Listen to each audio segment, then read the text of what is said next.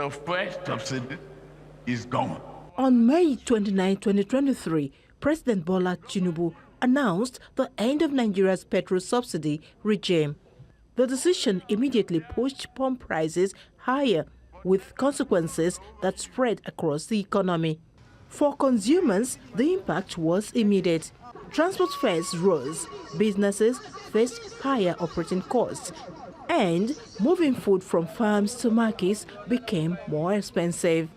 The subsidy that they removed, we are not seeing what they are using it for. We are not really seeing it. Our hospitals are still down, everywhere is still, the road is bad, everything is still there. Yet, we are still buying the fuel very expensive. So what's the impact? No impact. The rates we are buying for now is very, very, because especially if you are doing transport. So you have to, people normally put price for the transport. But the fuel is, I don't know how to put it, but it's not, I don't know how to put it, like seriously, but it's very, very worst. But the reform also changed government finances. With subsidy payments reduced, more revenue has flowed into the Federation accounts. The government says the additional funds are supporting infrastructure and other development priorities. But economists say the real test is whether increased revenues are translating into stronger growth and better living standards. In July now, food inflation has gone up to 20%. That is significant. Headline inflation is 15%, food inflation is 20%. And when you talk about the vulnerable segments of the society, this is where the pain really is. The cost of food and the cost of transportation and cost of energy products. The economic pain has also become a political fault line. Former Vice President Atiku-Abubakar has criticized the policy and proposed a modified subsidy or price stabilization system if elected.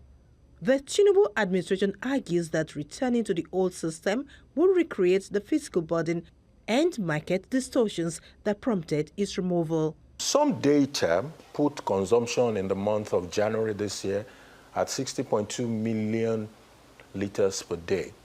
But it also admitted that, you know, there were reduction along the months. So if we take an average of, say, 50 million liters a day times 700 naira per liter times 365 days in a year, Mr. Atiku, we did about 13 trillion naira to finance that. Everybody agrees that the withdrawal of fuel subsidy has created major crisis, especially in terms of the inflation.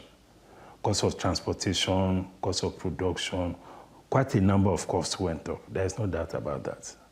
But the way to tackle the issue is not to go back to that terrible regime of a distortionary state, but to look at how we can mitigate the consequences of that reform, the consequences of the fuel removal. Meanwhile, government is pursuing alternatives, including CNG-powered transport, agricultural support, and other interventions aimed at easing the transition. But analysts say the pace of implementation will be critical. One thing that is difficult to argue is that there have been some macroeconomic benefit that has happened. But the question remains, those macroeconomic benefits, have they percolated down the ladder?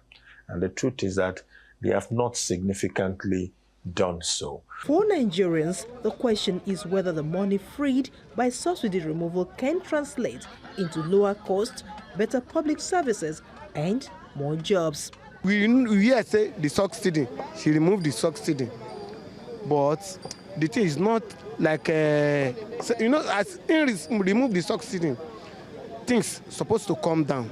It's what we just want government to do for us. All this our market should calm down more and more, so that the sales will be moving. There's no money outside. People, they are complaining about money, that there's not much outside. The life we don't tire person now. You don't tire person now. Since morning now, how much I don't for my pocket? As the thing costs, you know, grip person sell. If you come today buy 100 naira, tomorrow they will say you na 300. And if you come here, people where they buy and go still buy am, make they buy am cheap as they buy am before. 3 years on, the reform has changed Nigeria's finances. Whether it has changed Nigeria's lives for the better remains the bigger question. From Lagos for News Central, Love Ikuku-Oyedokun.